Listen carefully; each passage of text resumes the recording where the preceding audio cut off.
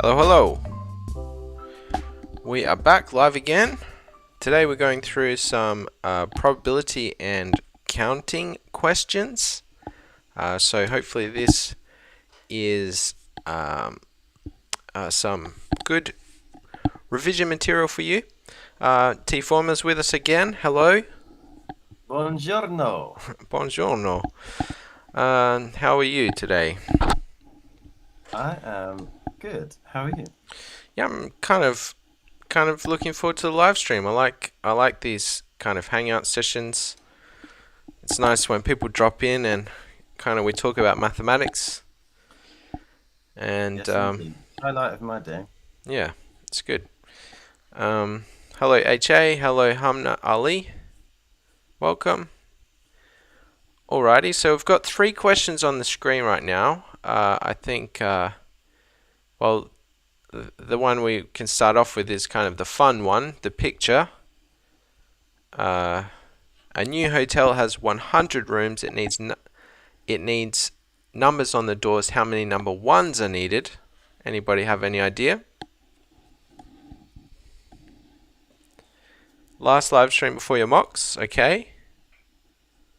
Well, hopefully it's useful though. Counting and probability is a pretty good topic to be practicing. So, a new hotel has 100 rooms. I didn't really think of any systematic kind of process to use with this question. I mean, you Yeah, can just can use like a brute force method. there's definitely ways to mess up. Mm. The Well, trick here, no, well, the thing that makes this question fun is to try not to use brute.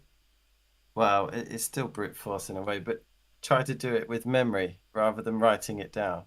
okay. Underneath the question mark is the full answer, like a full 100 square. So it takes the fun out of it. If you try and do it in your head, it's more interesting. Mm. Yeah, well, you've got the teens, obviously. So 10, 10 ones there. Then the 1, obviously. And then all the ones, 21, 31, 41, etc. So 10, 11. That's And the 11 will get you because you think it counts once, but it's like it's not mutually exclusive. So you've got well, it's kind of mutually exclusive. In a way, it just counts twice, whereas you think most of the letters counts once. what? Sorry, what letters? Sorry, the numbers. Oh, So okay, yeah. if you think about numbers in the teens, they count once, but that 11 there, it's going to be counting Oh, the 11. I actually didn't think I was counting like the 10 teens and number 1 was Oh, 11. I wasn't thinking of when 11 you're saying the actually. number 11. Okay, cool. That would have tripped me up. You gave it away. So There's one every 10, you're right. so then But then the one it reminds me of mutually exclusive events where it counts for two different groups. Like the 11 is then the teens and I don't know. It's not entirely the same. mm. HA says 91. Is that a suggestion for the amount of ones needed or the fact that 91 is going to need a one?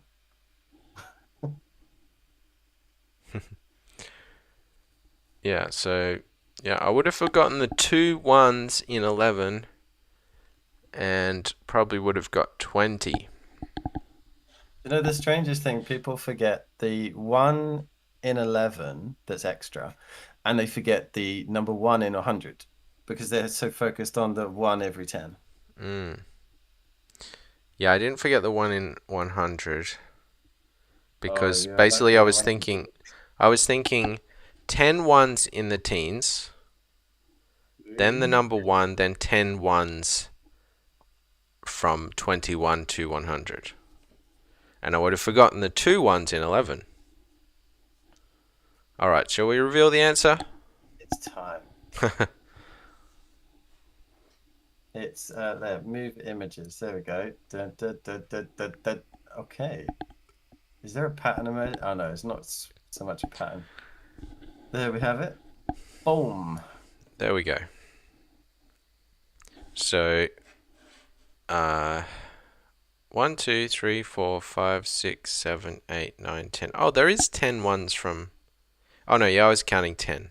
Yeah, so 11 ones from 10 to 20, then 10 ones from 21 to 100, plus a 1, 21.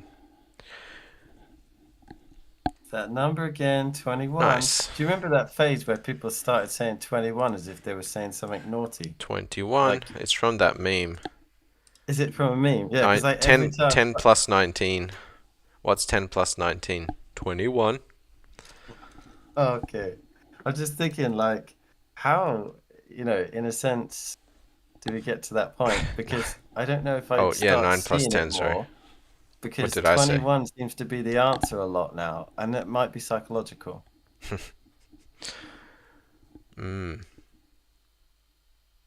Okay, alright, so counting is what we're going to start with. So how many ways can you arrange all the letters in the word maths? And so the way we think about this is, I wonder if there's a connection between the question we just went through somehow. But yeah, Thinking just about kind of. kind of connecting, because here we were connecting numbers to hotel doors, and here we've kind of got the similar concept of we have a number of spaces to fill. In the word maths, we have 5 letters, so we're going to have 5 spaces to fill. And we need to fill them with those 5 letters. How many ways are there to do that? Oh yeah, that was from your Instagram, by the way. I don't even know how you say that, but if you do want more of these fun little puzzles, there's like quite a load there. Yeah, Feel free to put comments in, so it'd be fun.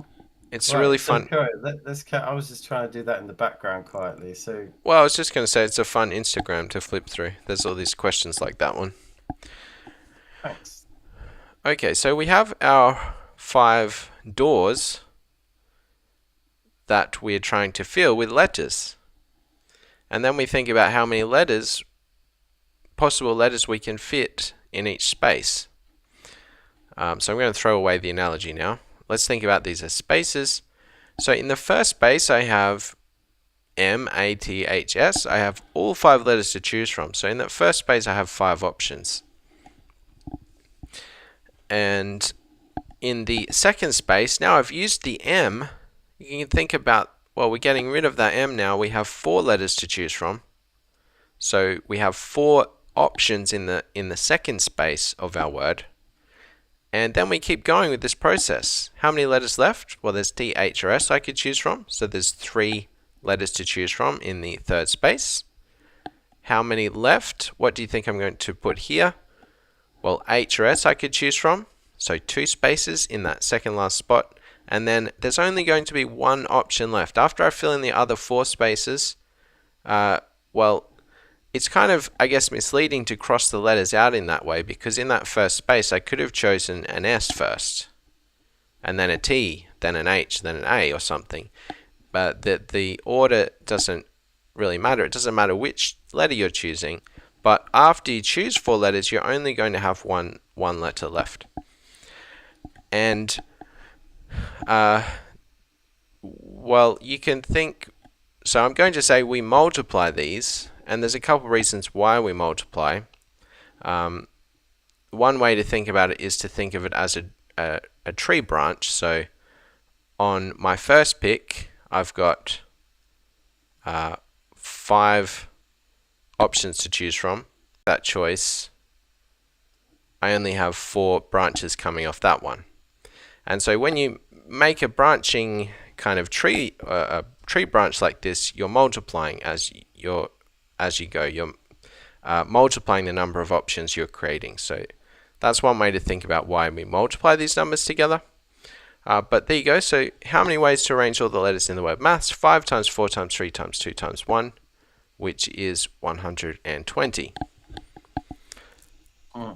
Product rule of counting, exactly. Okay, second question. 7 majors are performing... Oh, did you have anything to say about that one? Not really. I actually, well, yes. Okay, I do. Um, don't necessarily have a problem with it, but looking at it, it's very interesting how you see it and how I see it is slightly different. Okay. You think of it as the letters that you have that you could then put, like how many letters you have left.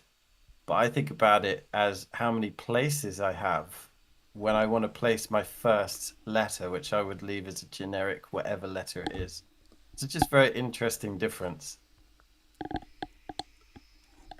I think we'll leave. I think I've got an extension to that question. I don't know. I think I might leave it till later. Alrighty. Okay. Yeah, so you're thinking of as the spaces left rather than so when after you pick a letter you have 4 spaces left to fill. Yeah, that's interesting.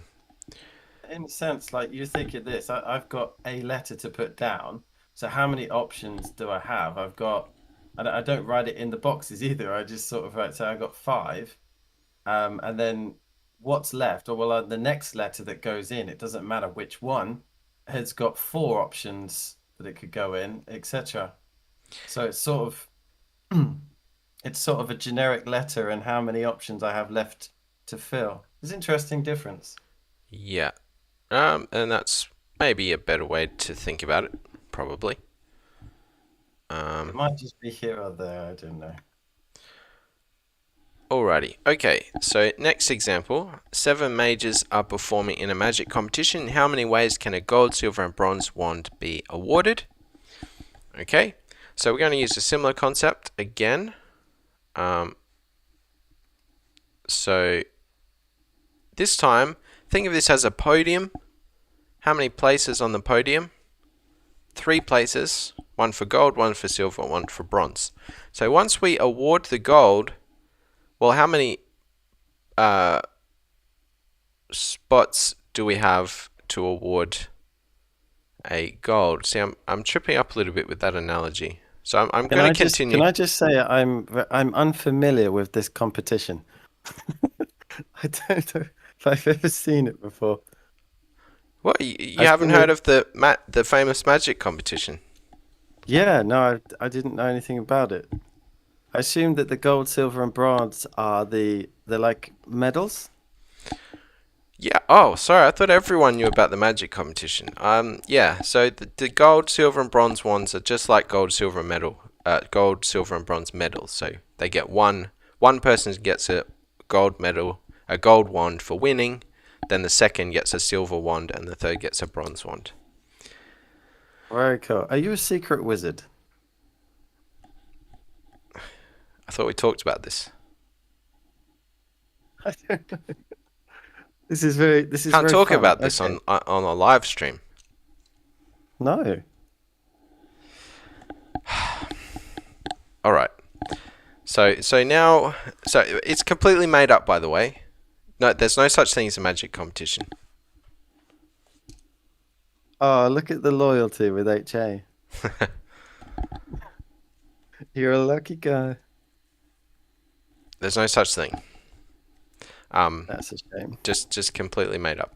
Okay, so yeah, so just like gold, silver, and bronze medals. So there's 1 gold medal to award. So there are 7 possible people that can be awarded the gold medal. So for that gold medal, we have 7 possibilities. Then for the silver, well, we've already awarded the gold medal. So we're going to have 6 possibilities for the silver medal, or else you can also think about it as 2 spaces left on the podium. Out of the I'm struggling with that analogy that you picked. Maybe you can explain it more. But okay, I'll continue. So we've picked the silver and the gold and the silver. Then we have 5 possibilities for the bronze. So we're going to multiply by 5. So this is going to give us our answer. And then we have 42 times 5, which is 210, hopefully. If I didn't mess up my arithmetic there. I'll confirm.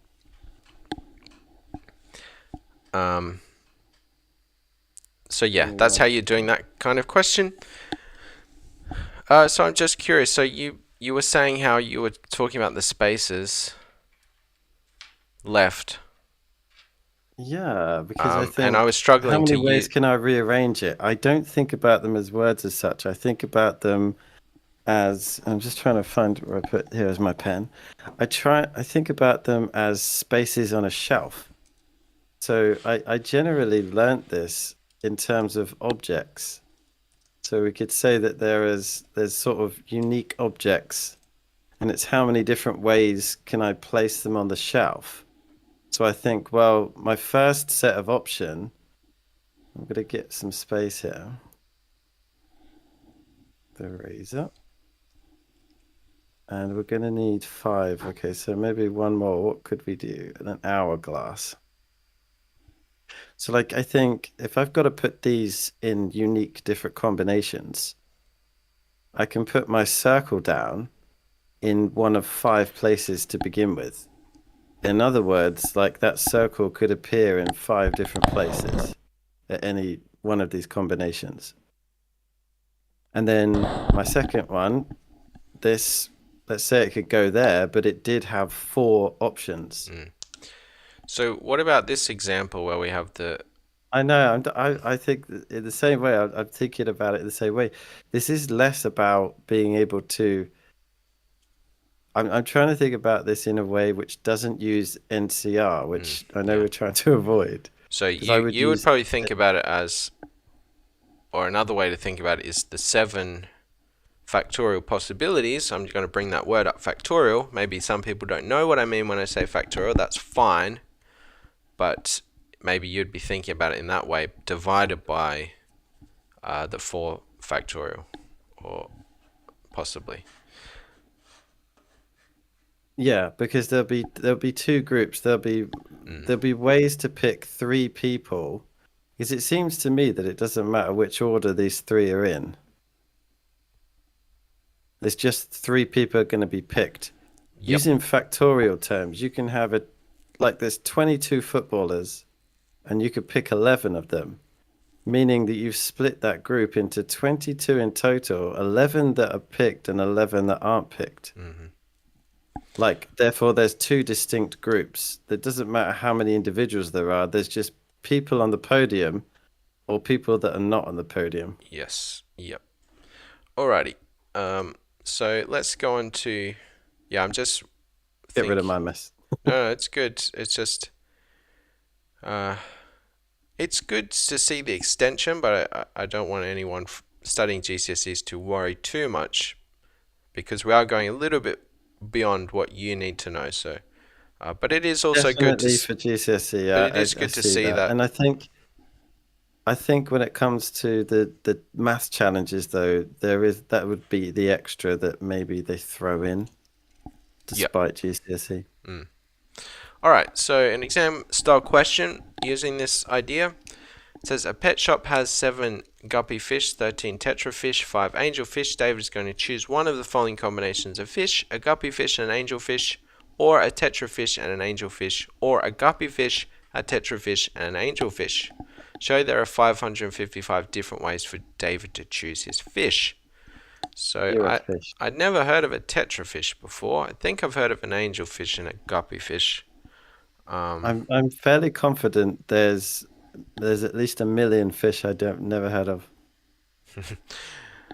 Yeah, true. Well, I, yeah, I probably couldn't give you an idea of what they. I think guppies are just the little tiny ones, like the little you even things that. allow, I'll tell you what, you do the question and I'll find it out and I'll draw it at the side for you. Okay. So here it's kind of basically you're working out the possibilities of choosing,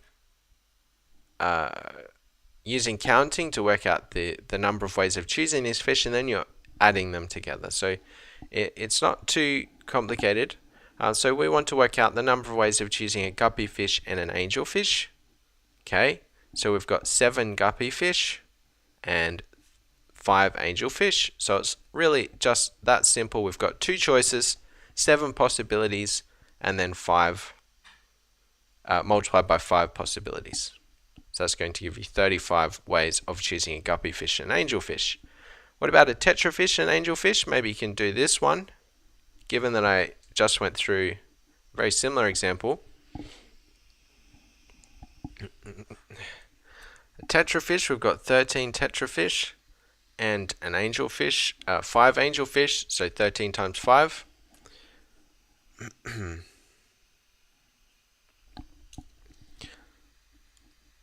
Oops, I've lost my pen. That's 65.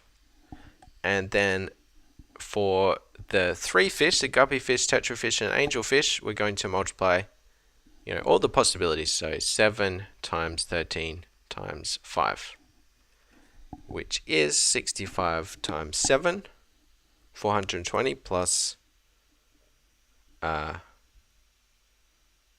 65 times 7, 420 plus 35, 455. And then we add them up. It's that straightforward here. So 35 plus 65, 100. So 455 plus 35 plus 65, I almost wrote 100 there. 100 plus 455, 555. Okay, so there you go. 2-mark question, although you do need to understand how to find those possibilities. Okay, we've got a beautiful guppy. That's what a guppy looks like. I'm fairly certain if it weren't for the moving of the screen, like that red line wouldn't be there, but that's pretty accurate. There's a lot of color too. You look in the chat, there is a fish fanatic here. We've got the guppy, also known as millionfish and rainbow fish. I don't mean I'm not into fishing. I don't get it, but guess that's what it is. What's going on with the screen? Alright, so this was yours. Do you want to go through this one now? Yeah, what happened with... Oh, sorry, I just switched. Did you want to finish your sketch? Not at all. No, I'm happy with that there. Yeah, no, I just thought it's time to move on now. Okay, let's do it. Let me get my pencil out. We're gonna go for black. I'm always in a black car. We're also going to be going into some probability questions as well today. So if you're fine with counting, then maybe you can tune in for the probability at the end also. We'll be going through some of those harder probability questions you see at the end of, exams and whatever. I just watched a video, by the way, talking about how exams aren't everything. Exams aren't important, grades aren't important, that kind of thing. Or what was it? Grades don't define you. So now I feel like I don't want to talk about exams at all, if you know what I mean. Yeah, that's like you have to change a big system if you want to make any difference there. So it's hard. You can't really beat yourself up about the way things are. Yeah, I guess, but I was just thinking, I've got to stop talking. Exams aren't important at all. We need to talk about understanding and curiosity and all this stuff. That's definitely one part of it, maths learning. I think it is missed. You could talk about like how we assess mathematics, but I really think the main way that we assess it is in an exam in a hall because they want to be really strict, and it's also about numbers. They can get a lot of people done if we interview everyone. I think that would probably be better to really, have like this question and answer session, but then how do you standardize that? Well, you got to I think just about think the it's purpose of assessment. I think the purpose of assessment at the moment seems more for kind of administrators, like decision makers, than for students. Like yeah. like it's for the university application, people to decide where to, who to accept into university. It's not like, what do the grades do for students? Almost nothing, I would say. No, they don't. They So try to get a gauge for whether you're ready for the next step or whether you're going to get burnt out by trying. They try. yeah, I guess it's somehow kind of a self-assessment, but there's two ways of looking at it. As a decision maker, what I mean by that is like someone like in a position of power deciding, your position at a university, or a politician deciding where to allocate funds, and then from the point of view of the student and looking at what benefits them. So grades are, I think, generally shown to be detrimental actually to learning. Um, so there's systems where they just do pass or fail, and that's fine. It promotes, more curiosity, more self motivation. But then you have to wonder, well, what do we do without grades? How do we know where people go to university? That kind of thing. So I will say one thing about grades, just to finish this up, because this is a great big conversation for a podcast rather than this session. But if we were going to go to from GCSE to A level, let's say you got a grade 7 and you're like really happy and you think you're A level ready.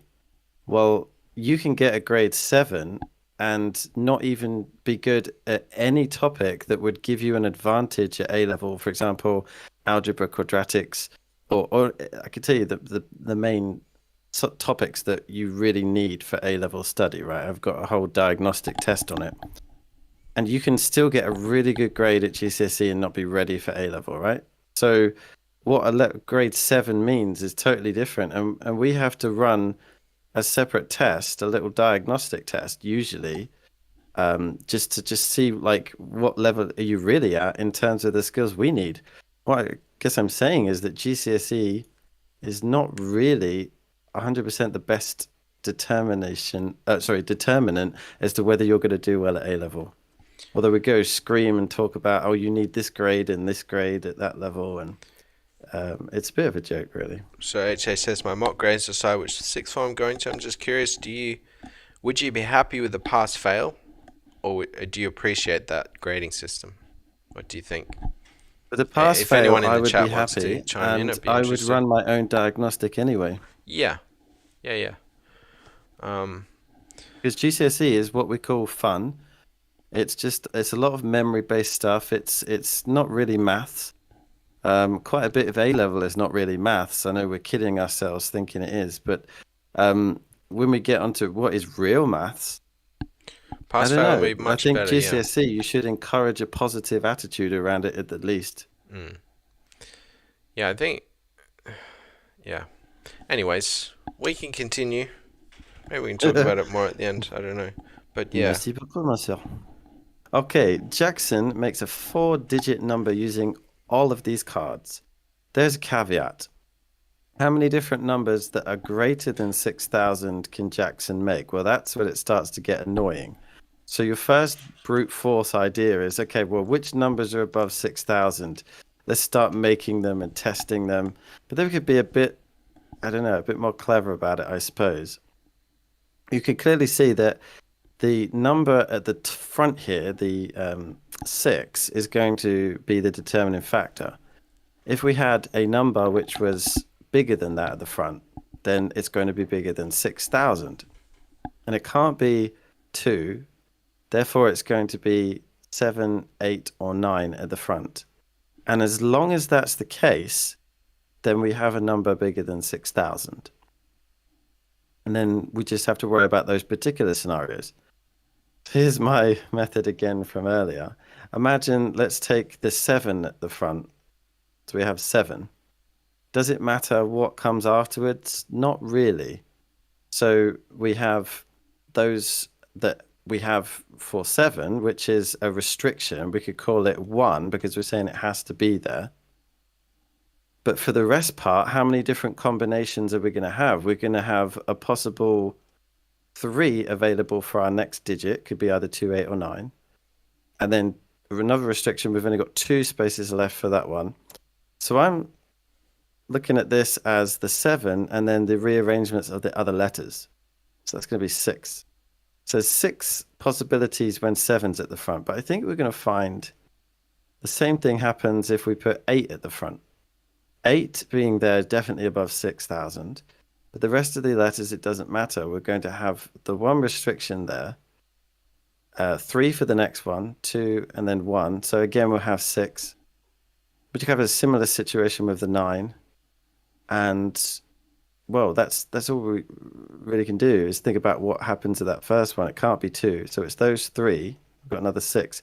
You could have thought about this in terms of the same scenario multiplied by 3. So here we've got 18 different combos. Did we put my second one in? Because there's a good follow-up straight away to this one. You'll see how it's different.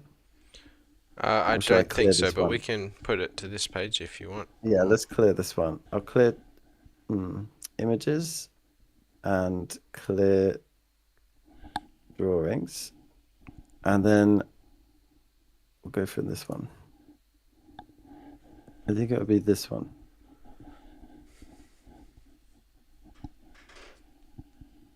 Yeah, this is the one. Let me try and make it larger. It doesn't enlarge very easily, but we'll leave it at this size. So following up for like the previous one, in a similar way, you've got this idea that a number has to be above something. And so how do we draw parallels here? Well, let's read the question and see. How many odd numbers, okay, there's a restriction, are greater than 40,000 using these? If we didn't have that restriction of the odd, then this would be a very big question.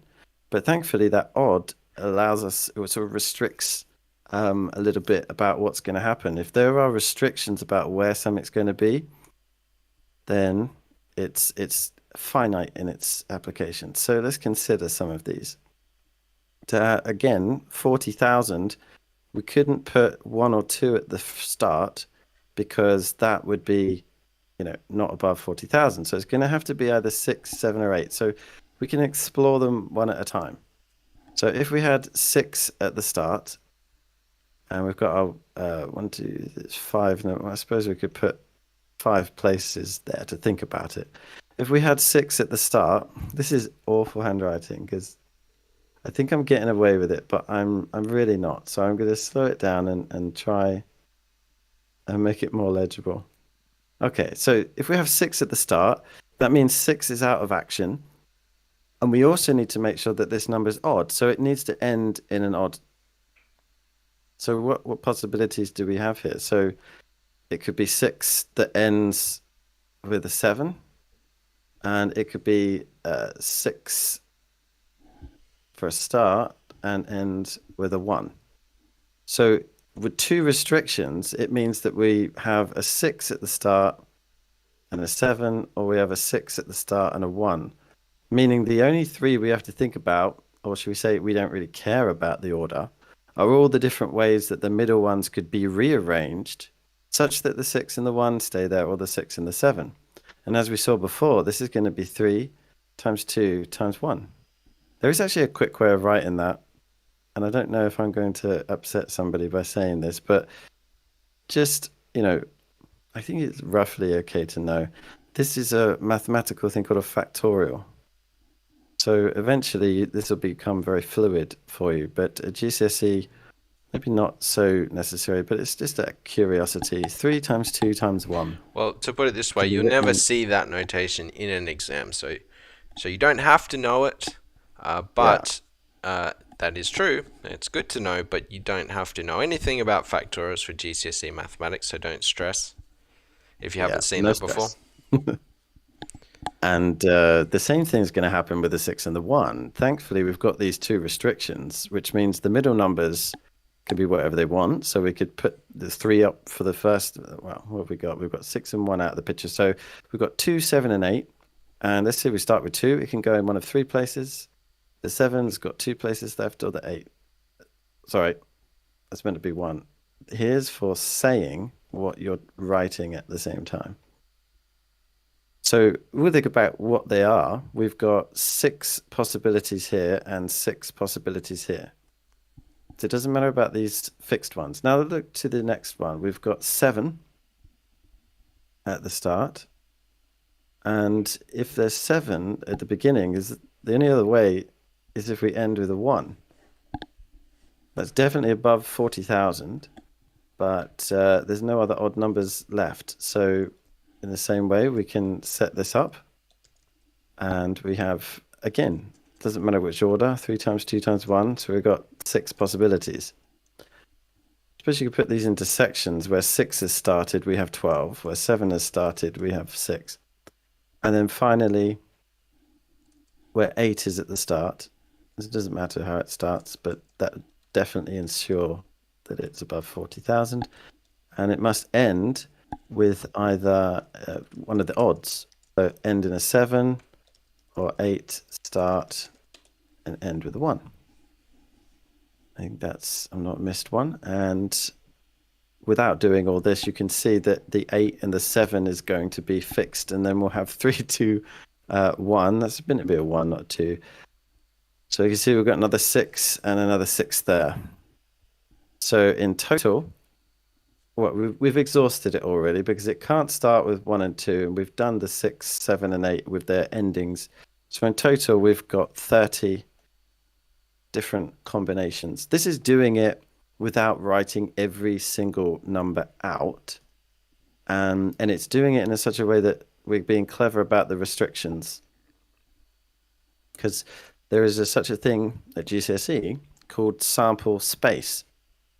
Well, this is a sample space question because you're thinking about what are all the different possibilities and then restricting it to the one that you're after in the question. But it's not writing them all out in a list. It's a bit step up from that. We're using a little bit of logic. Yeah, I was just thinking, so if you look at the 5 spaces, and in the first space, so going back to the different way of thinking about it, you have 3 options, and then, however, in the last space, if you choose 7 here, you only have 1 option.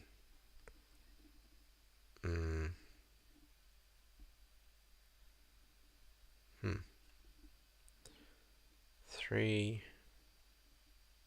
Yeah, I'm not sure. So anyways, I'm just thinking out loud Thinking about the way that because you had a different way of thinking about it, didn't you? And I'm finding that it doesn't always work from different approaches, right? Because it's hard to adapt once you've seen it one way. Yeah, so okay, there's 3 options, 6, 7, 8 in the first space, and then I guess 2 options in the last space, but we need to consider that one of those is overlapping. Then we have 3 times 2 times 1 in the middle. This would overcount by 6.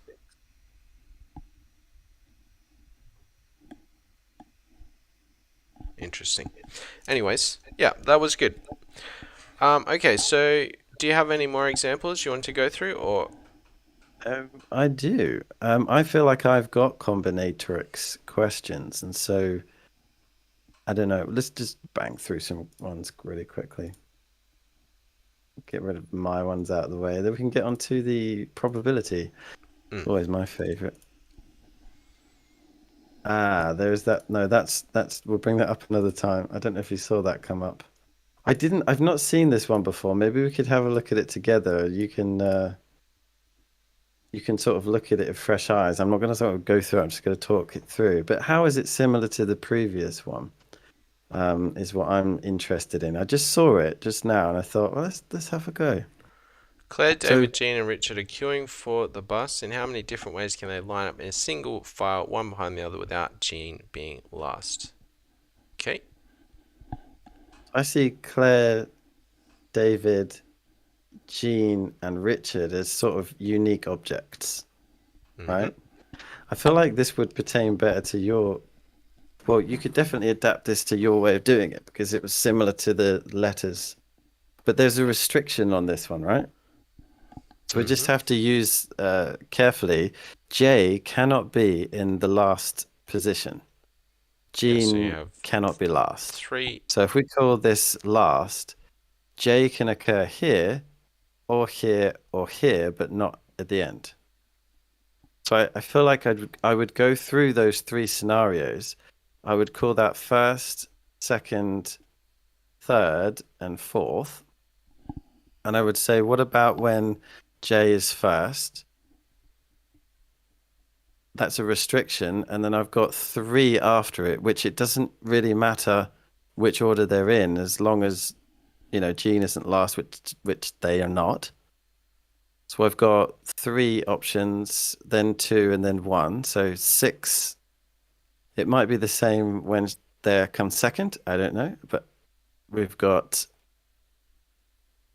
yeah, I think so. It doesn't really matter which order they go in as long as they're not. And then J is third. I don't see any reason why it wouldn't be six again, but we can't have the option where J is last. So I feel I'm restricted to 18. Would you agree? Yep. So you've got.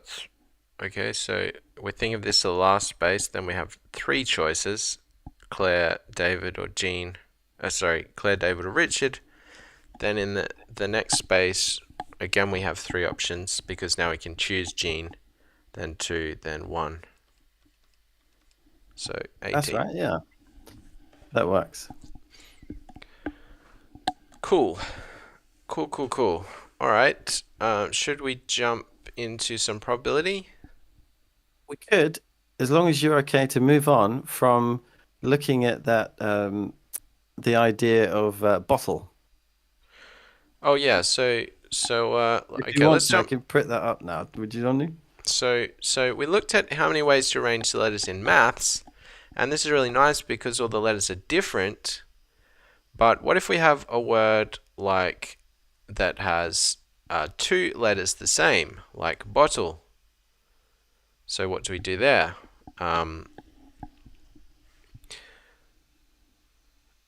Okay, so let me just erase this as well. All of it? Okay, let me get rid of it. I just wondered if you still wanted the reference. I'll get rid of all of this as well. Cheers. Okay, so what about bottle? What about bottle? We've got two. Oh gosh. Why does this happen? Why in a live stream with three people is someone bothering to spam like this? It might not be an actual person. It might be, I feel like it could be a bot. How do I? Gosh. Yeah, but okay. So, well, I have no idea how these things work.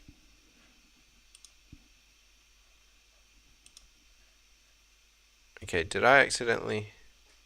All right.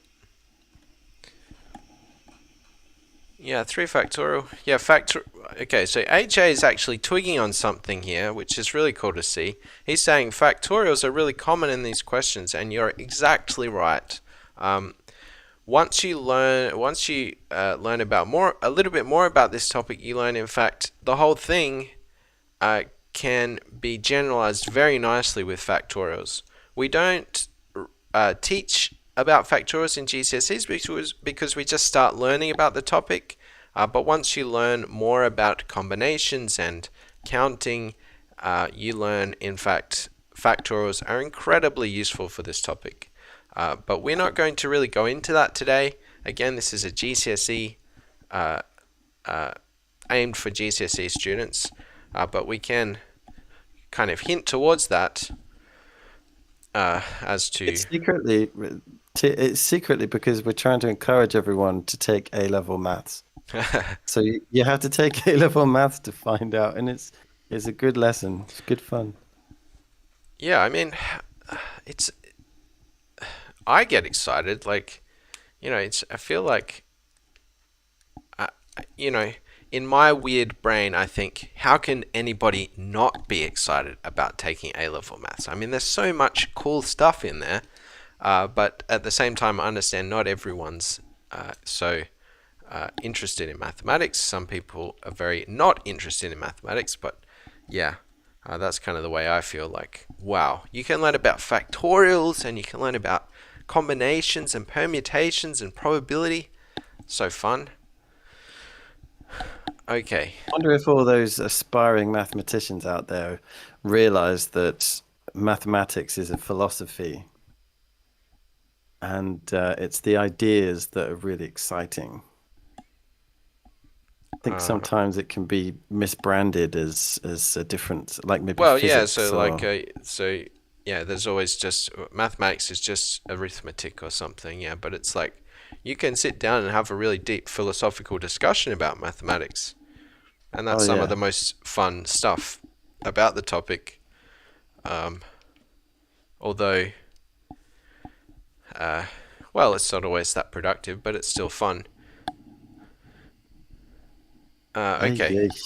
Let's So go, bottle. So bottle, what do? We've got two letters the same. We can't just multiply. So that's 6 letters. We can't just do 6 times 5 times 4 times 3 times 2 times 1. We need to do a little bit more consideration. Well, we can do something similar. Actually, let me write this out a little bit neater. We still have 6 spaces to fill. We can still think about it as 6 spaces. So in the first one, we can choose 6. We've got 6 options. And actually, there's 2 ways to think about it probably. So we could choose B, O, T, or L, or E. In the second space, again, well, we've got 5 options now. In the third space, we've got 4 options. Okay, so as an example, let's cross some out. I already talked about how this is not exactly what we're doing, but let's do this as an example. Then if we pick a T, then we've only got 2 options left. Okay, so let's not pick a T yet. Let's leave that till the end. Oh, damn. Oh, gosh. It's all going wrong. Why is my color not changing? Change. Okay. Okay, let's say we pick an L next. That's going to be easier. And then, so we still have 3 options. We could pick a T, or an E. Oh, gosh. This happens sometimes. And then when we get to the end, well, you could put a T and then a T or the other T, but you're still going to have the same arrangement. So in the last 2 spaces, we only have 1 option. Okay, so that's the whole point here. So when you have that repeated letter, when you get to the final position,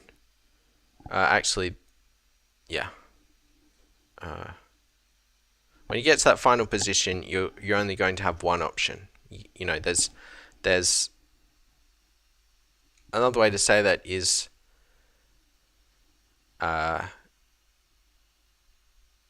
when you pick a T, then you're cancelling out an option of picking the other T in a way, if that makes sense. So here we've got 6 times 5 times 4 times 3, which is 30 times 12, 30. which is 360. Hopefully I got that correct. I think that's 360. 360 win. You've got like an interesting way of describing that. It's hard, isn't it, without factorials? Yeah, so we can hint briefly at this. This is something you don't need to know how to do, but once you learn about factorials, you realize, oh, what we can do here is think about the number of ways of arranging 6 letters, which is 6 factorial, and then we divide by the number of ways of arranging 2 letters, which is 2 factorial, and this gives you the same result.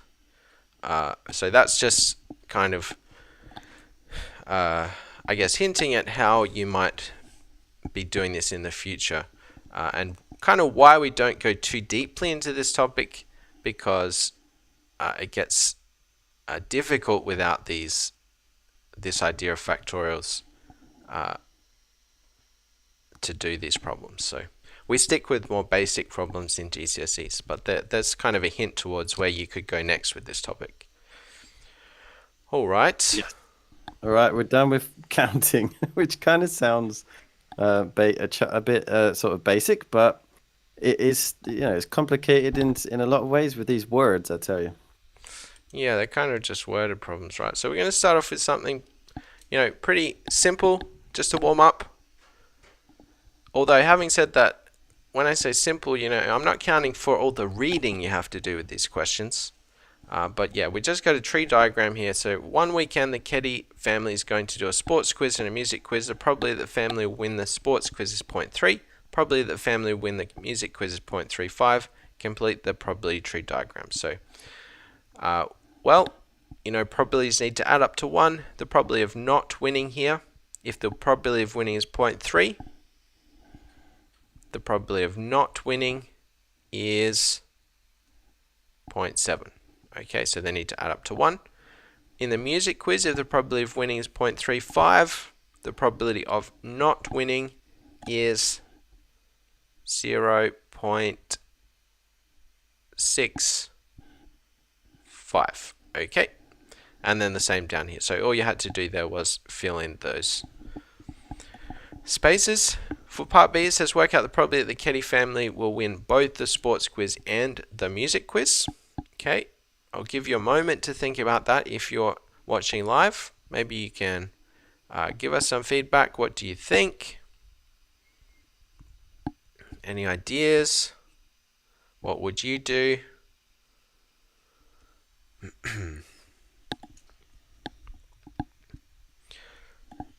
Okay, so if we want to win both, I like to outline the branches on the tree that are good, that will, fulfill this outcome.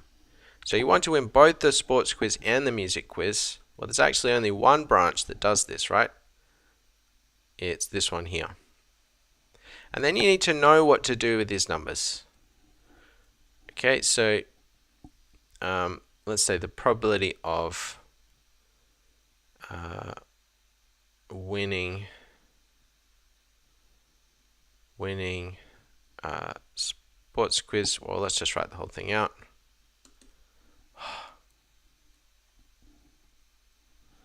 Sports quiz and music quiz. Oh, there we go. Exactly. So when you're looking at the probabilities along a branch and you say, a win at the sports quiz and a win at the music quiz, you multiply. So 0.3 times 0.35.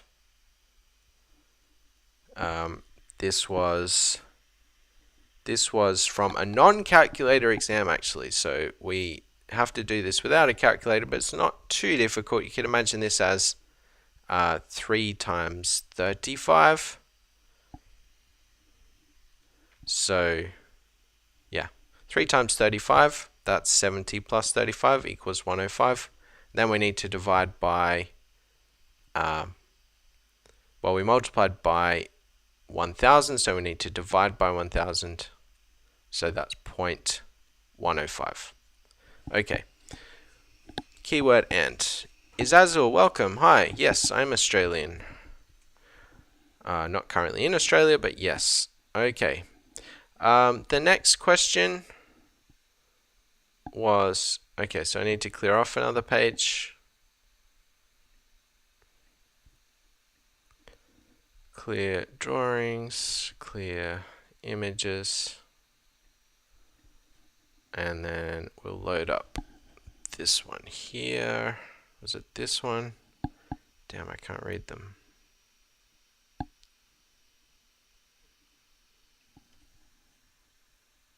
No, not. Oh, was it that one?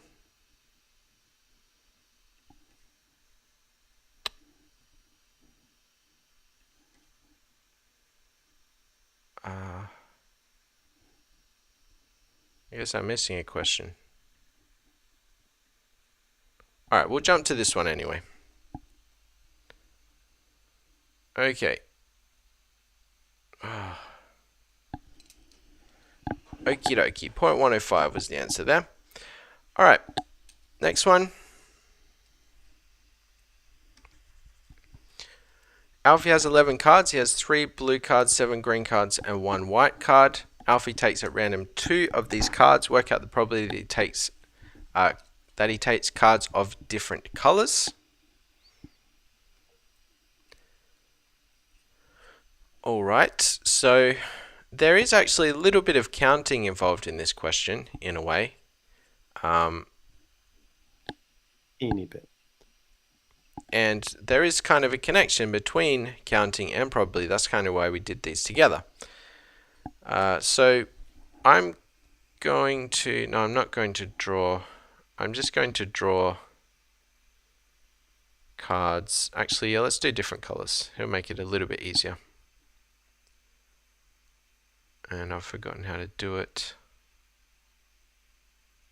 There we go. So 3 blue cards, 7 green cards, and 1 white card. Well, I can't draw a white card. But You can use black. oh, that's a good idea. I'll use black. Black and white. Both not colors, right? Are they not colors? You could call them shades, yeah. Oh gosh, why isn't this working? There we go. That's white. Okay. Alright, so we need to work out the probability of taking cards of different colors. There's a couple ways you could do this. Of course, there's always a few different ways of solving these types of problems. Well,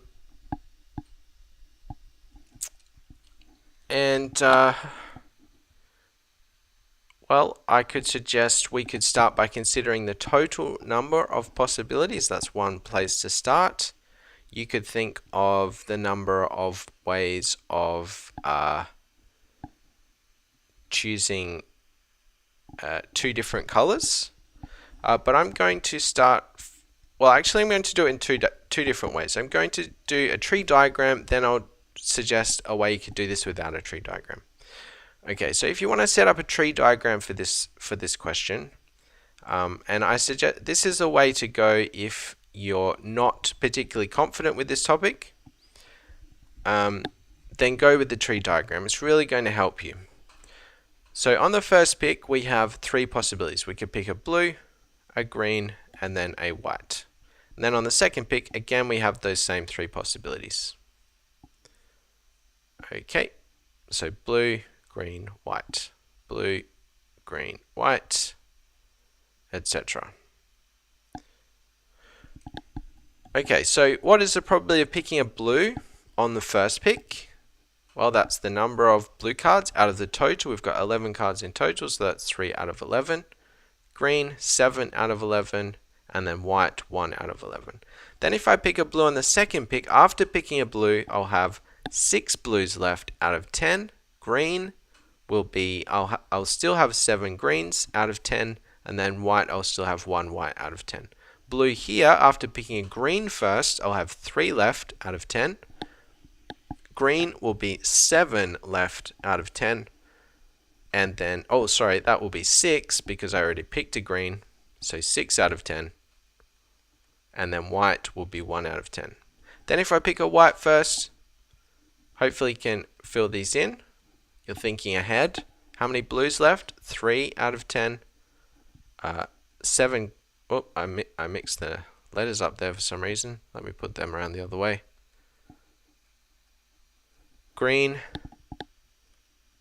7 out of 10. Then white, I've got 0 left. So the probability of picking a white, then a white will be 0. Okay. So now let's consider all the branches that have different colors. So that would be, oh, I wanted that a different color. That would be blue, then green. This is going to be really hard without a highlighter. Actually, let's circle it. Blue, then green or white. Green, then blue or white. And then white, then blue or green. Okay, so then, well, we just answered a question where we worked out these branches. Oh, HA has a final answer already.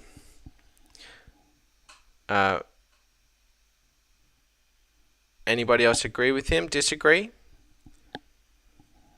So we just did a question where we worked out these branches individually. We're going to do 3/11 times 7/10.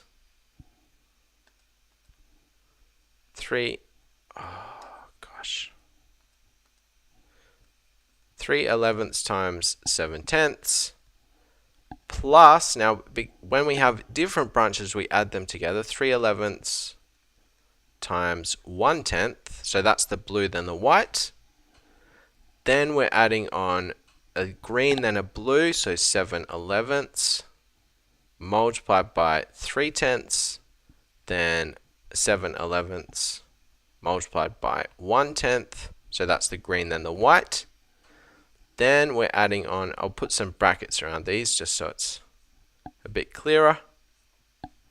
Then we're adding on white then blue, 3/10 multiplied by 1/11, then 1/11 multiplied by 7/10. Okay, so once we simplify all of this, it should give us our final answer.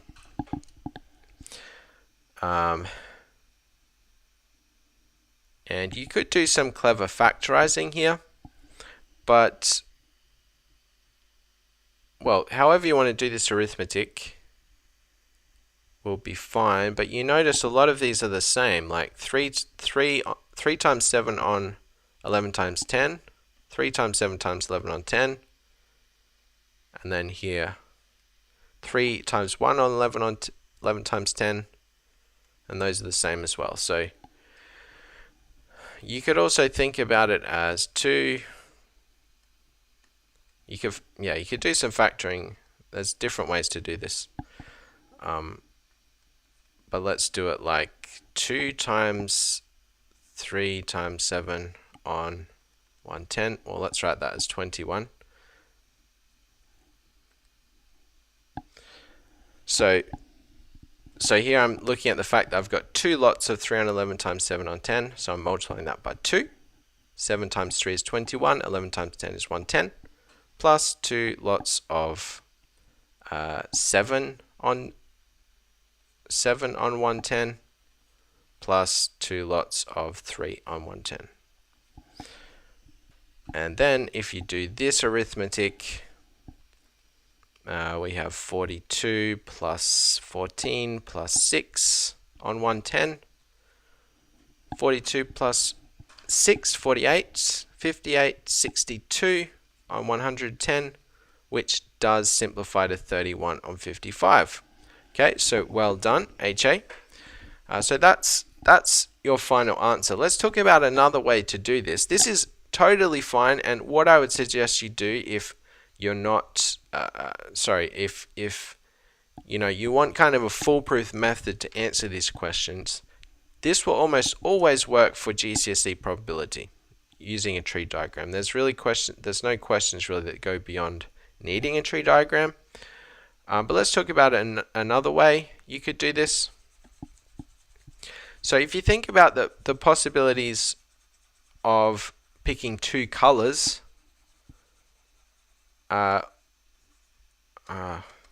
connecting, sorry, I'm having a connection issue, but I can just say, like, if you think about, okay, there we're back. What are the other possibilities? Well, if I don't pick two different colors, what else am I picking? Well, there's only one other possibility. It's if I pick two of the same color. So what if we consider all of the ways of picking two of the same color and then just subtract from one? That will also give us the correct solution. Okay, so I'm having issues with my connection. That really sucks.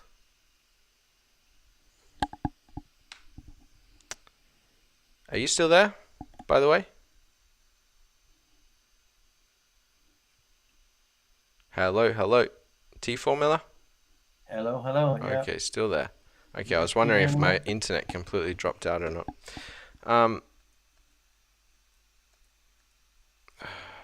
Gosh. This app, we need to get a new app because this is terrible. I haven't Way got a too problem with getting a frustrating. new app. I'm not attached to it, should we say? Yeah, but as I was saying, we could consider the ways of picking two blues or two greens or two whites and add these up.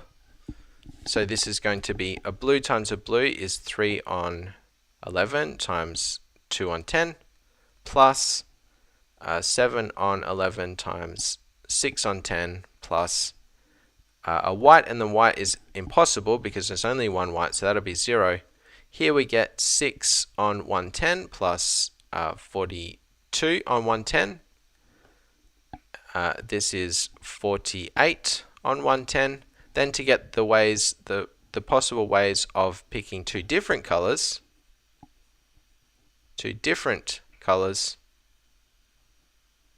you're just going to do one take 48 on 110, which is 62 on 110. So that's another way to do it. Of course, it looks a bit faster, but it requires that initial understanding of considering that different possibility. Can you always subtract from 1?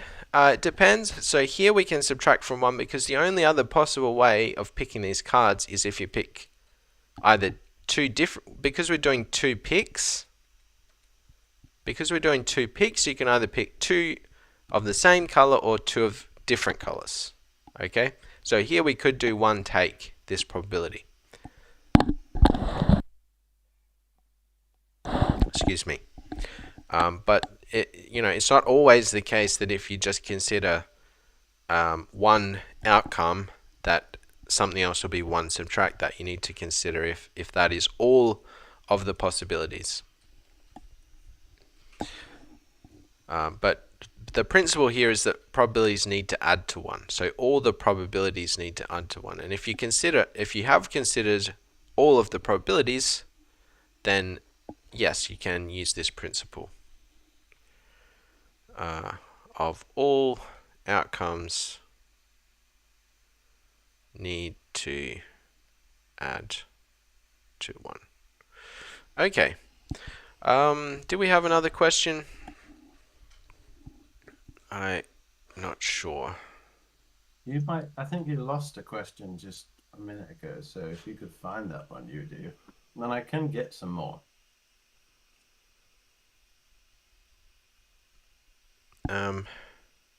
Depends if you want them to be. Yes, I did counting have another questions. question. Or did I? No, that was it. Sorry. You can open the floor. I had one kind of on ratios, but it's not really related. So, Yeah, whack it in the Discord, huh? cool. Let's give it a go.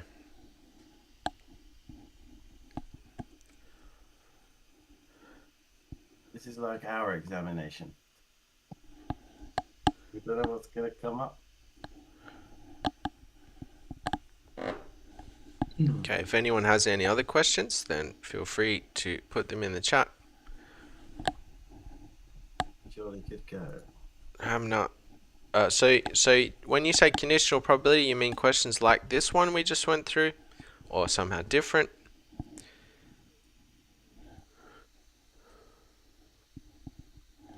Additional probability. It must be GCSE and exactly like the one. You only have conditional really on tree diagrams at GCSE, don't you? Mm. Yeah, so I do have other videos on problems like this. I have maybe 4 or 5 videos on probability, but yeah, I can search up more problems and kind of put them all in one video.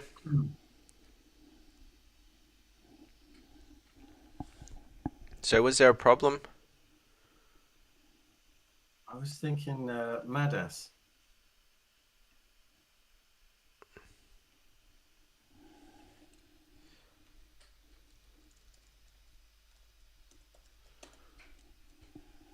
Okay.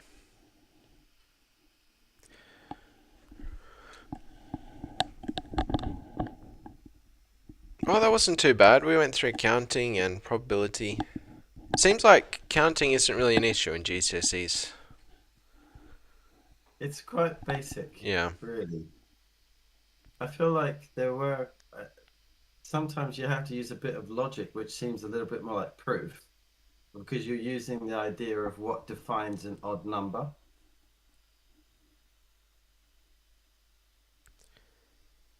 Oh yeah, when the digit at the end is a 1 or something, or a 3, yeah.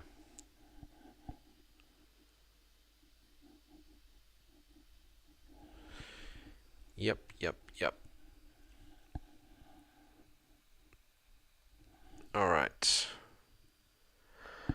Well, it seems like, I'm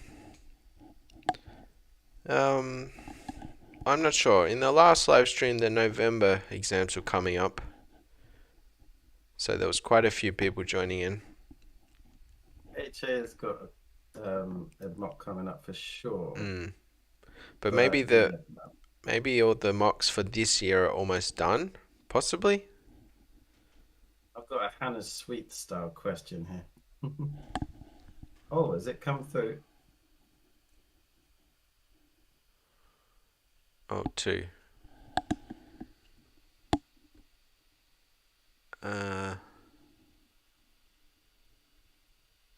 Alright, we could do both, maybe. Do HAs first. Oh, you found one. Alright, okay. I thought they were both.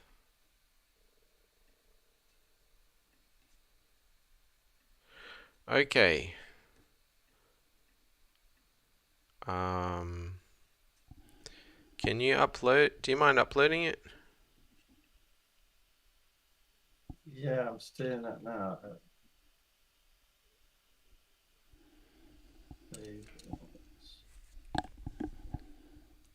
I'll call it, why not? And then What about the topic for the next live stream? Any thoughts such a good in the idea. chat? Yeah, Obviously, probability is the one you said probability now, but anything else? Any other ideas you want to see?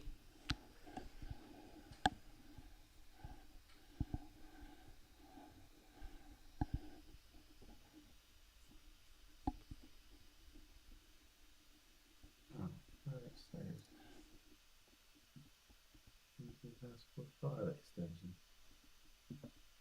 Okay. I'm going to have to make a print screen of that question. Bear with me. About 30 seconds, I'll need. Calculator papers.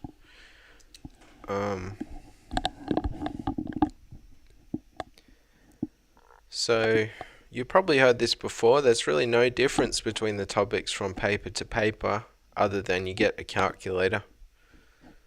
So you can still put pretty much any topic in either one.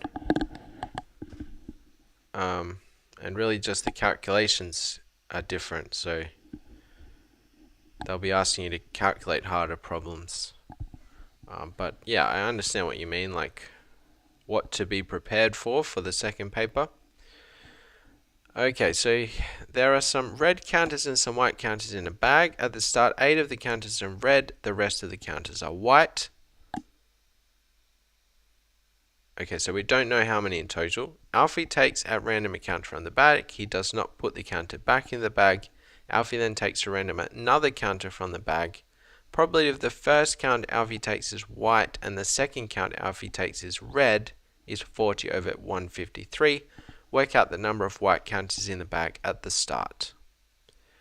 Okay, so we don't know how many white counters and we don't know the total number of counters. We know that there are 8 red counters. Okay, so let's work out the operation that would give us this number. So what would that look like? We got a white and a red. So let's use kind of a long way to do this initially, and maybe after we do it the long way we can think about any shortcuts we could take. So a white and a red. Well, actually we could represent the total as W plus 8. Let's do that initially. So we know the total number of counters we're going to let equal the number of white counters plus 8. And so any probabilities we work with will be, this will be the denominator. So let me write total instead of n. Total number of counters. Okay, so the chance of taking a white will be W over W plus 8. The chance of picking a red will be 8 over W plus 8.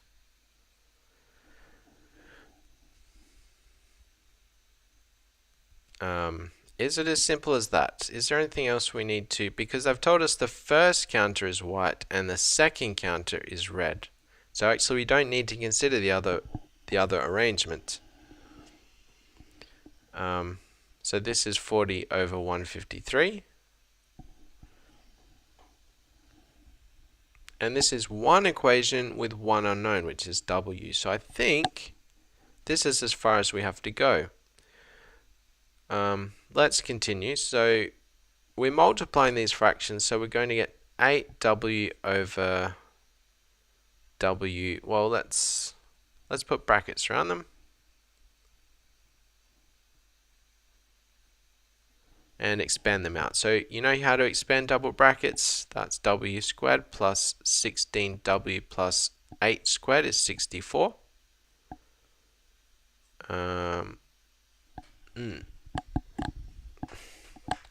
This doesn't look too nice, but maybe we get something that works out. We're going to have quite a few large numbers here, right?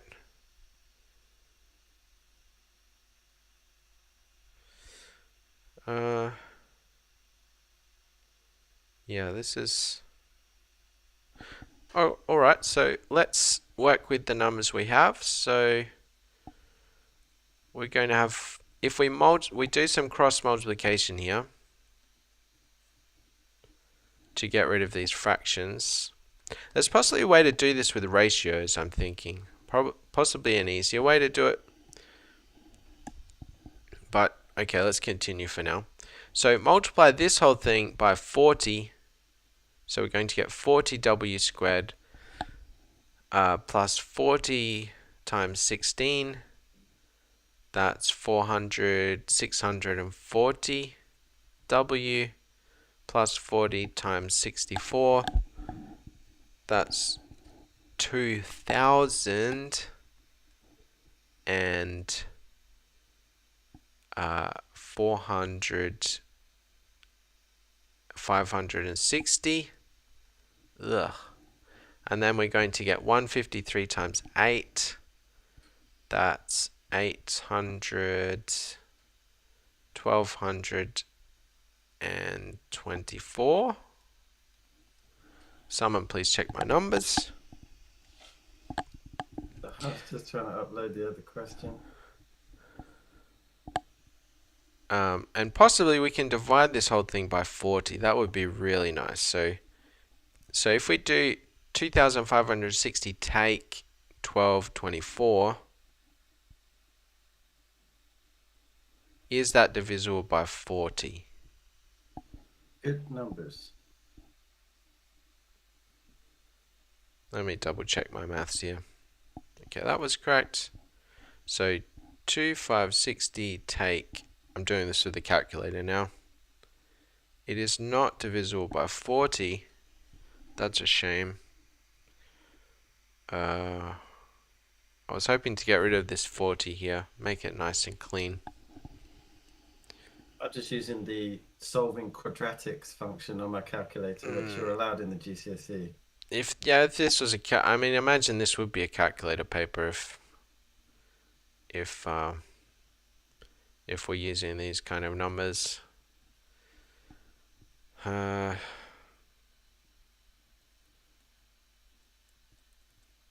so 2560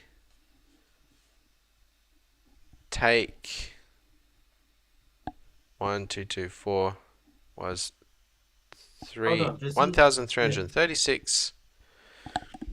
I guess we could so 640 is divisible by 40 because we just multiplied it by 40. So okay, so let's divide through by 40 here. Before we do that, can I just ask the question? I'm now back in the room.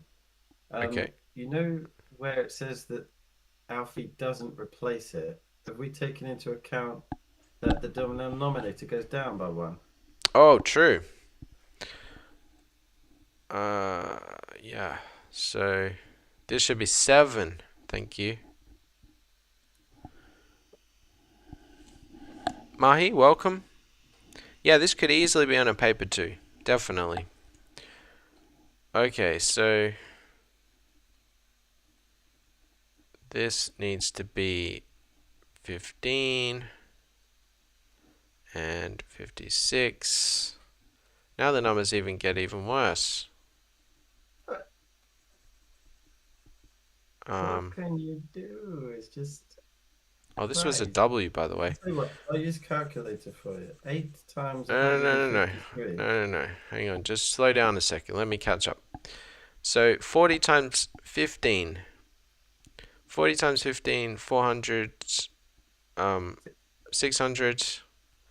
40 times 56, 2000. 2,240. And then this was a W, actually. So I messed that up. So, okay, so, alright, we're back on track. 600 take 1224. Polynomial degree 2, we've got 40 in the double squared. Negative 624W. Now can we divide through by 40? Hopefully. 624? No, that's not going to divide by 40. 2? Definitely do 2. I'm just going to tell you now that that looks like a really nice solution to this one. Now I think the numbers are going to work. Alright, Mr. Smarty Pants, I see what you did. You sat down and solved the thing, and now you're coming back in and telling me how to do it. I see. I see. You know what? Just trying to be helpful. Yeah. Given the content. Alright. We've got one coming up that definitely not done, so. Okay, yeah, there's not really any nice way to deal with this quadratic, is there? You could divide by 2, right? So you could start with that at least. What does that Maybe do? that would see something. That's 3 to 120.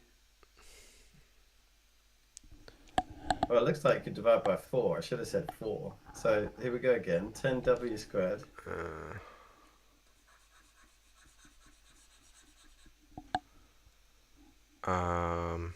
Yeah, I think 4 is the best we can do for now.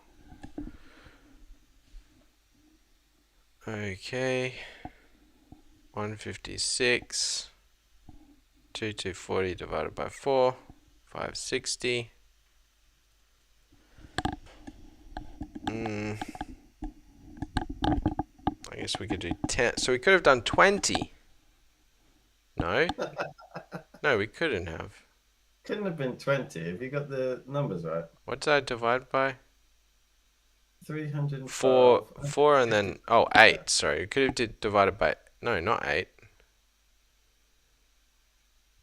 Well, if we divide by 4 and then 2, It must be possible for 8, yeah.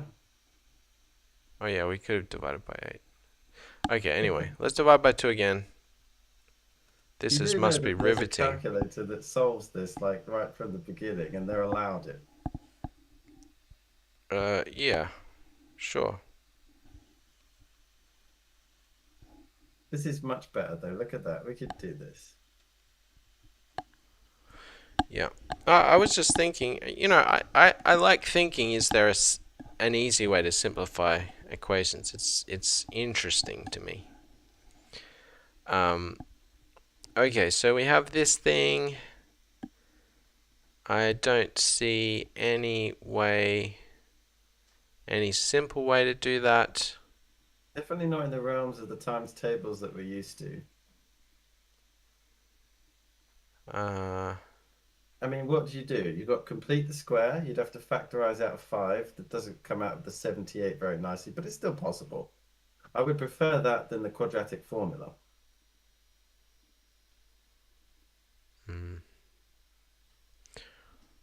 Yeah, without a quadratic solver, I'm going to have to factorize this. So imagine you're in an exam. You haven't checked how to solve a quadratic on your calculator before.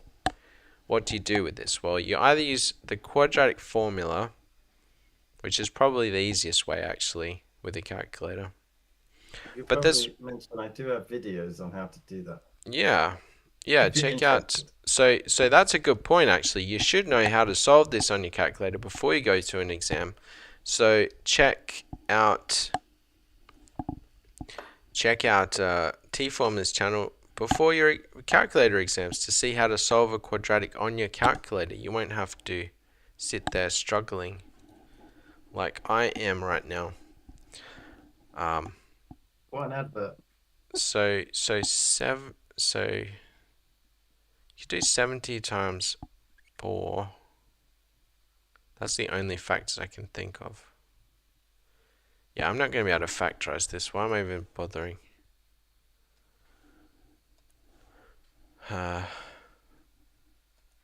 Why am I bothering? What is the quadratic formula?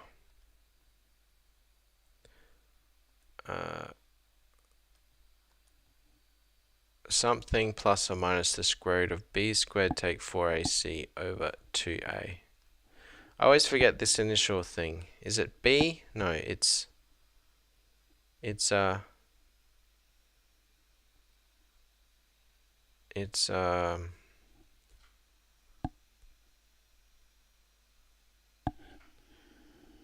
b, is it b plus or minus?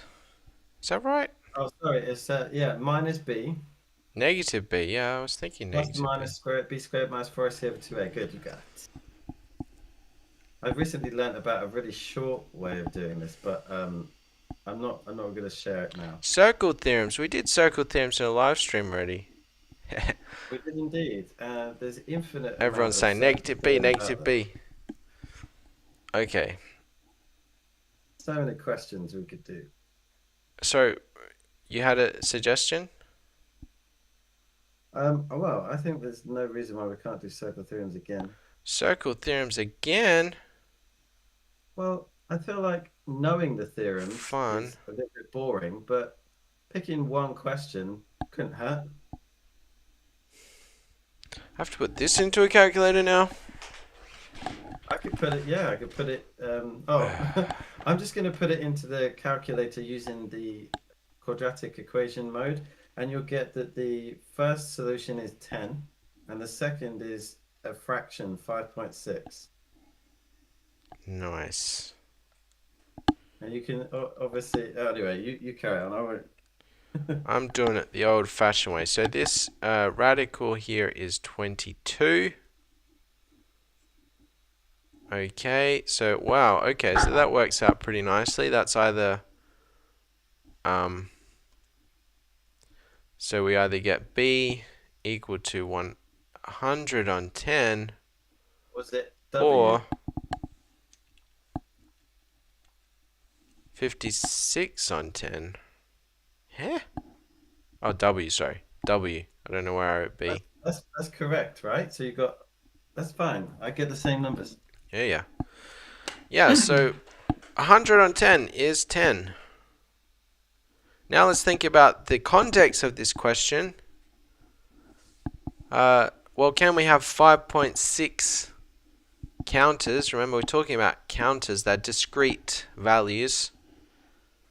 So can we have 5.6 white counters? No. So the number of white counters must be 10. And you know, I was kind of joking with you, by the way. I didn't mean to sound harsh. I was just kind of having fun.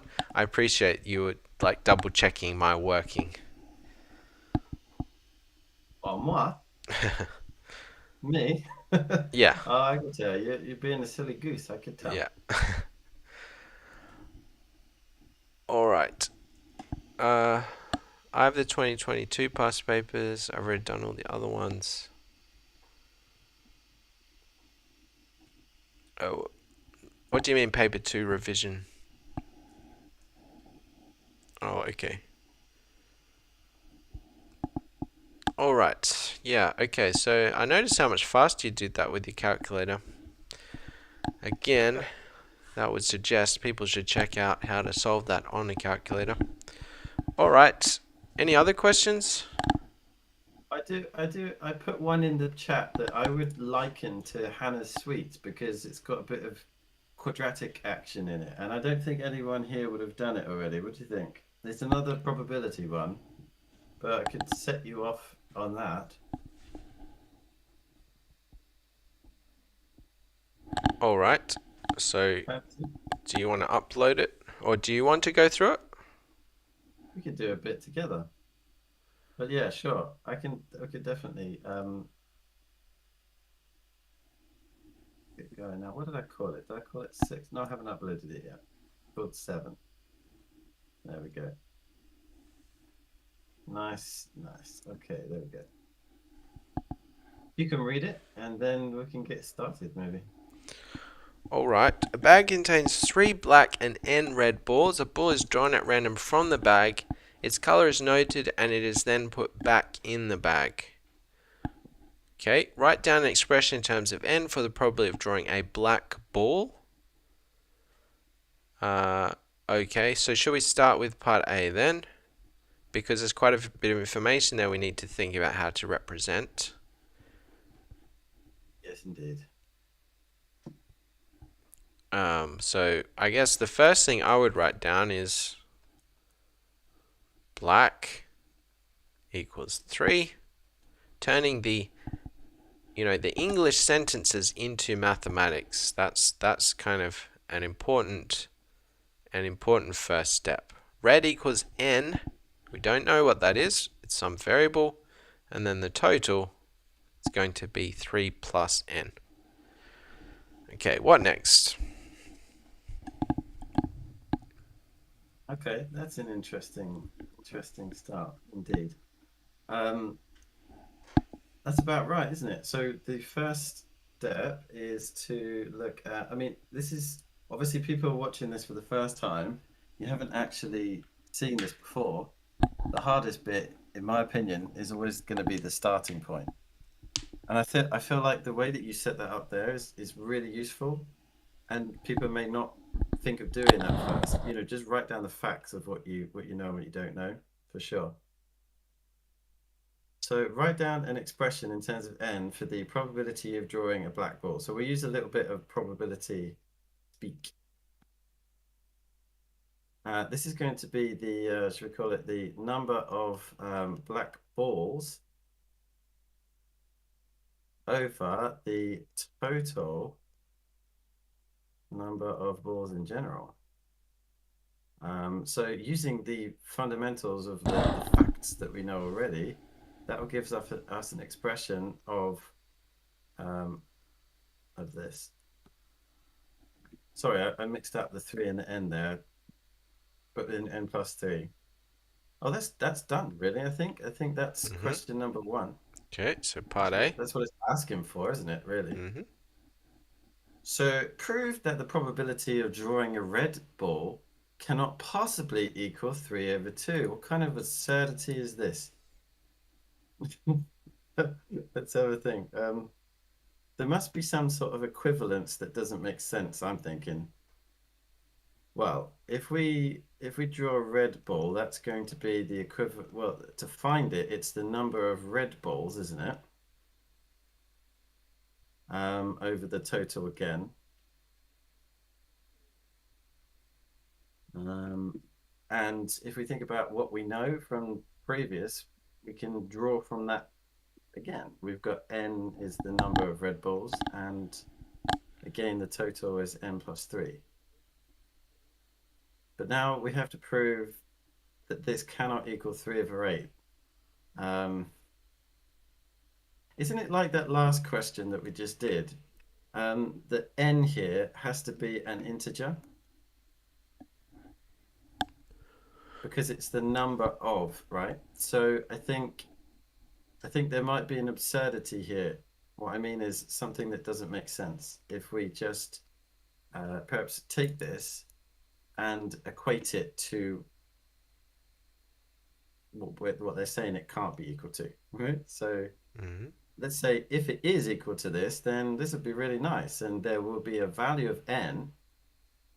Okay, so we could say that I better not use this, but in maths we use this special thing called this. It means there exists a value of n such that it's anyway. I'm not going to get into it. I'd just like to start off that way. Going to come out of the math speak, and I'm just going to say it in basic terms. There's going to be a whole number of n that will make this equal to 3 over 8. I don't think there will be, but we'll see. Cross multiply. So we got 8n equals 3n plus 9. You've got to keep me square here. I nearly wrote 6. I'm pretty sure that's right. Yeah, 3n plus 9, 8n. And move that over, we've got 5n equals 9, n equals 9 over 5. So, therefore, what is the question?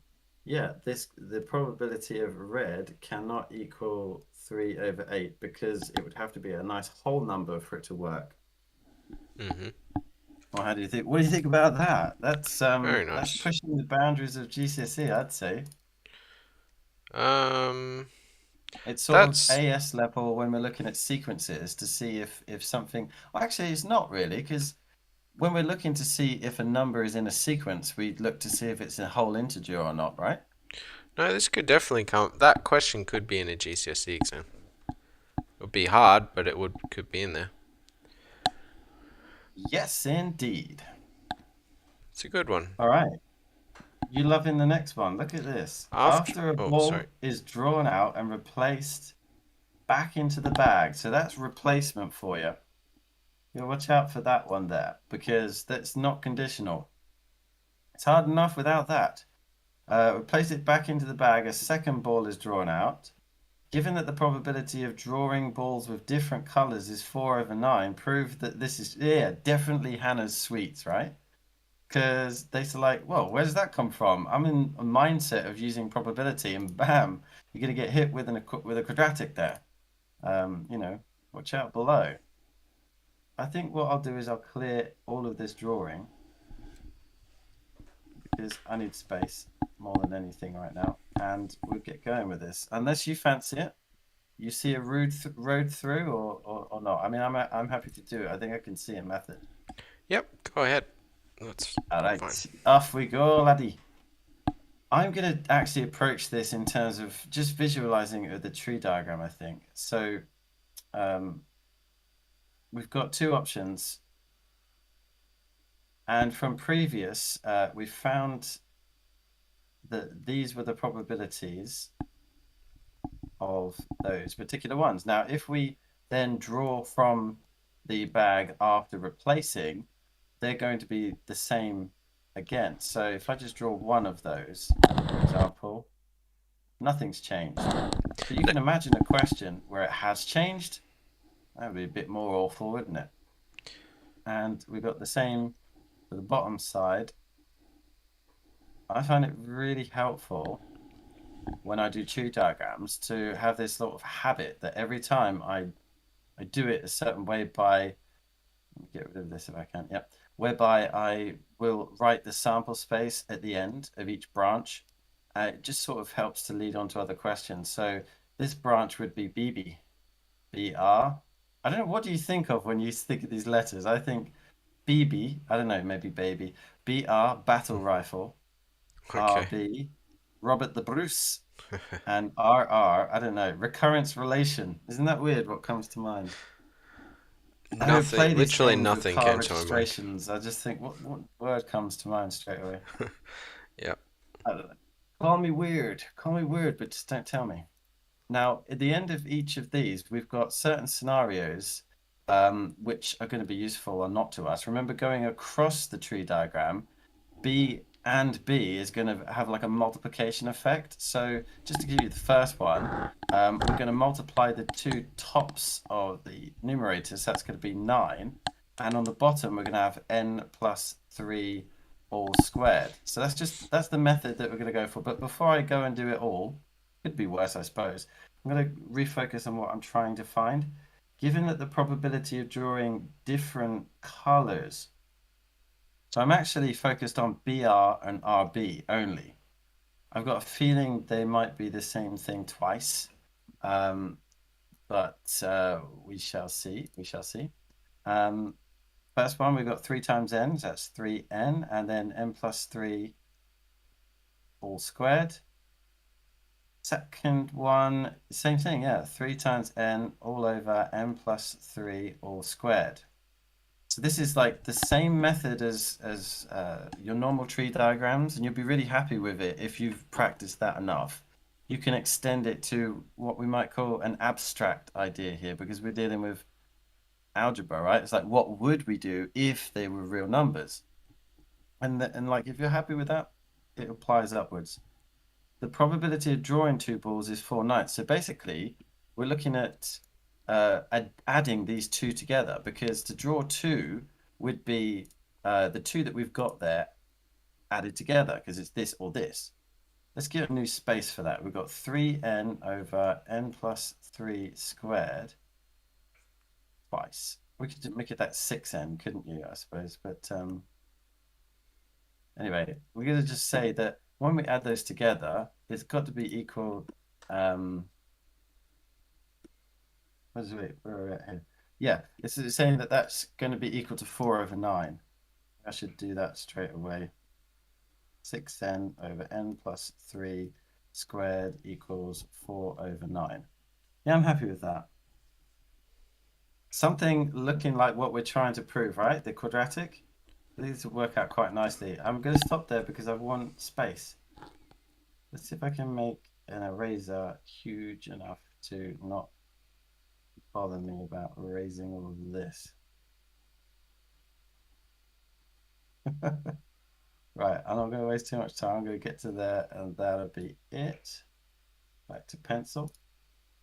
Let's see how this will play out. I'm sure all of you in the crowd are thinking, yeah, let's just do some multiplication, and like get this whole thing multiplied out.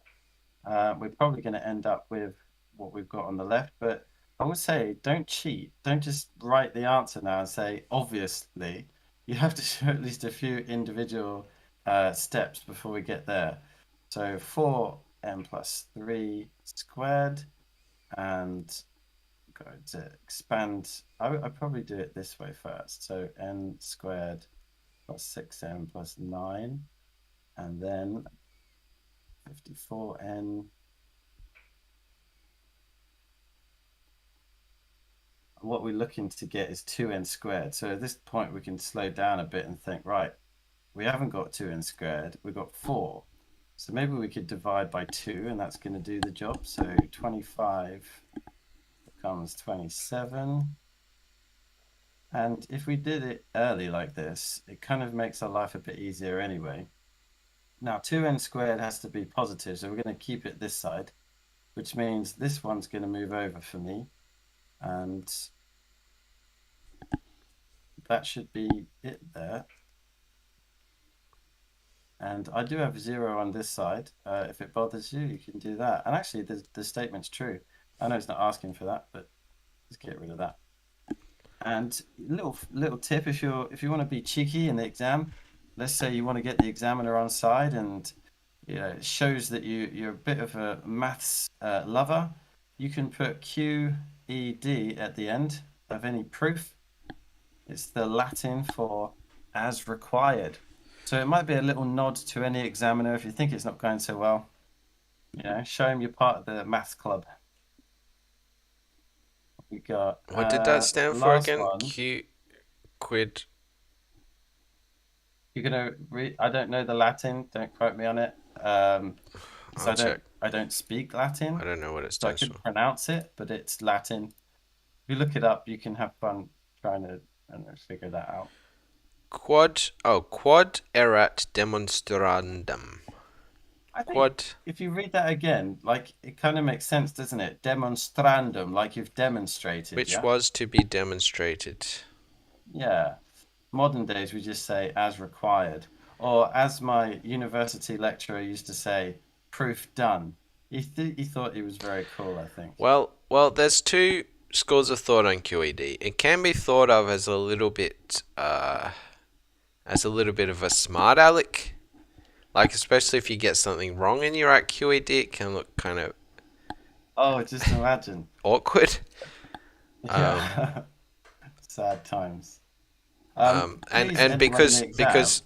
so I'll just say Yeah.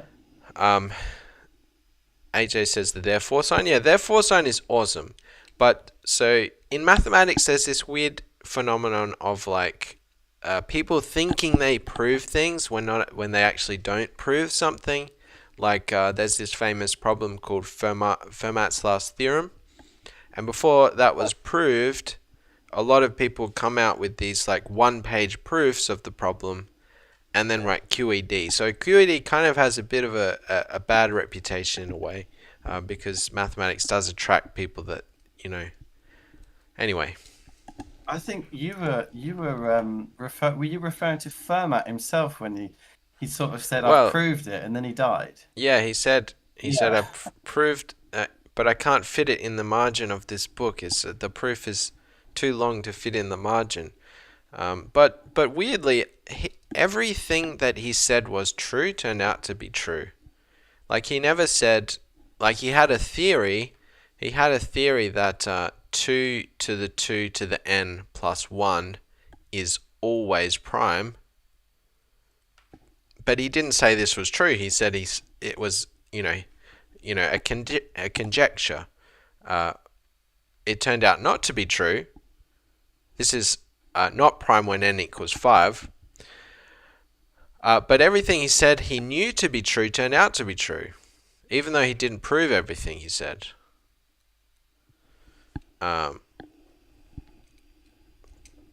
So it's really interesting. A really interesting guy.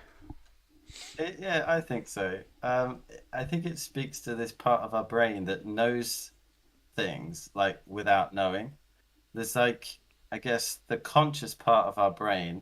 And just to give you an idea, this is our face, right? There's a part of our brain at the front here called the prefrontal cortex, and it's sort of developed into what we call human, right? We think ahead, we plan, we're intelligence, right? And this part of the brain is fairly new, but it's part of our brain that really wants to know things for sure and process things.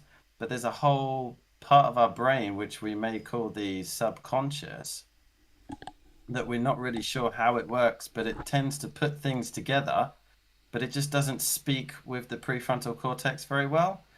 You can develop it over time. It's called intuition. you can have a connection with your feelings and your intuition. But generally, this part of the subconscious may have known that theorem was true, but he couldn't really prove it. I don't know. It could be something like Could that. be. I mean, well, people think. Well, yeah, there's speculation about Fermat's last theorem. People think he may have made a mistake, but for the other ones, they think he had proofs, usually, of what he said was true. He's a reliable guy. Well, yeah, I think that's the impression. Although he was a bit of a troll, like he would send letters to other mathematicians of the time saying, "Can you prove this? Did you know this is true?" And the math, a lot, like he was smarter at the time than a lot of them. I mean, not, but he knew things about mathematics that a lot of mathematicians at the time hadn't figured out, and he would like troll them and send them letters and say, uh, you know, "I know this. Do you know this?" That's the story, anyway. Yeah, yeah. We didn't finish this I'm question, by the way. sorry. We didn't finish this question off. No, I'm really interested in all this now. Last point on Fermat is that, you know, besides him being an alien, how many people make a prediction and get it wrong every single day? Like literally 300 people every day predict that the world is going to end, but guess what? It doesn't. So like, I mean, one day someone gets it right, and the more times you make a prediction, the more likely you're going to get something right. Just 300 thinking out people a loud. day? Show that a bag contains 9 balls. Okay. Not, I wasn't here at the start, but n is something to do with the number of balls, right? Sorry? Was that? N red balls here, right? So we've got a possibility of finding this is what we don't know, right? We know that Ah, there's I see what you three. mean. It's 3 plus n in total. So it would be really nice to know the value of n. And here's an expression for n. So I'm thinking if I take that to quadratic solving town and I can put that in my calculator. Somebody time me. How long does it take? 2 -15. Yeah, And that's that's a good starting it example up of as using well. QED. All right, here we go. X1, it's already done. 6 and x2 is 3 over 2. And if you press equals again, it even shows you the minimum point. It's really cool. Um, where are we back at? We're back at this idea again that it has to be an integer. So we're going to have to go with 6. It can't be this. A little exam tip, if you're going to reject an option, make it clear that you're rejecting, make a cross or say it's not possible. Sometimes the examiners don't really like you selecting one. They want to show an actual rejection of one. It shows a little bit more because you could have just been picking the nicest number. And so if that is 6, we know that the expression for the total is 3 plus n. So that's showing that there's 9. I'm pretty sure I can write QED here. I'm Or pretty as sure. required. I like as required. I'm trying to think what the troll looks like now. But yeah, anyway, QED with a troll. Hold on, HA's worried now because I said the world's going to end. Um, No, he was proving the world's going to end. oh, the world is going to end. QED, the world's going to end. Yeah, yeah, yeah. Well, that's it. That's it.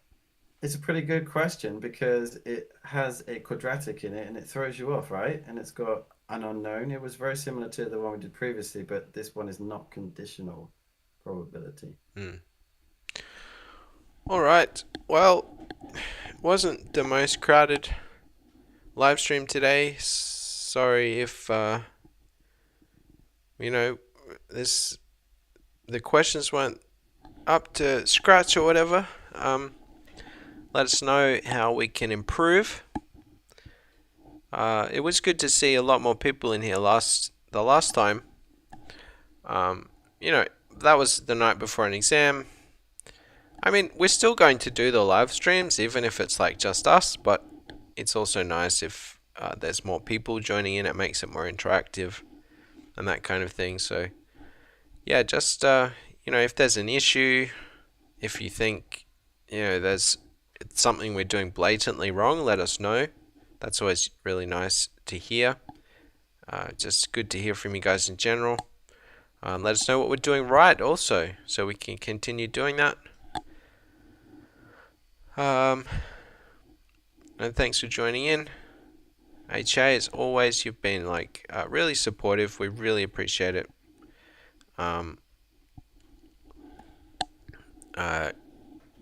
You deserve to do super well in your mock exams. I'm sure you will. And yeah, so thanks again for joining in. And we'll see you in the next one next week. Are we going to do it on your channel or? Yeah, let's do it on my channel. I've got an idea. We could do if we all get our mobile phones ready, we might be able to do a voting quiz to start. Like some Voting? multiple choice Well, questions. I got an idea. you need people to vote. If there's literally one person watching, I mean, it's fine, but there's no point in voting, really, is there? Well, not so much like a vote for popularity, but like multiple choice questions. Okay, yeah, so like Kahoot. Yeah. Yeah, I've used Kahoot before. It's fun, but it's more fun the more people there are, so like the True, fun but is kind of exponentially related to the amount of people playing. there's the app that I'm talking about is called Vvox, Okay. and it's free, anonymous, whatever. But you can set it up. Just relate A, B, or C or D to the correct answer, and then your presentation just gives the actual questions. I want to try it out because I'm thinking about how could it be more interactive. I don't want to send the questions out beforehand because then, well, do they really want to watch through to see the answers? Maybe, I don't know. Thought about a topic? No, no, maybe we can think about that. I assume that we're not live anymore. Oh no, we're still live. All right, I'll end the stream. All right, thank you guys. See you next week on TeaFormula's channel. Bye. See you guys there. Bye.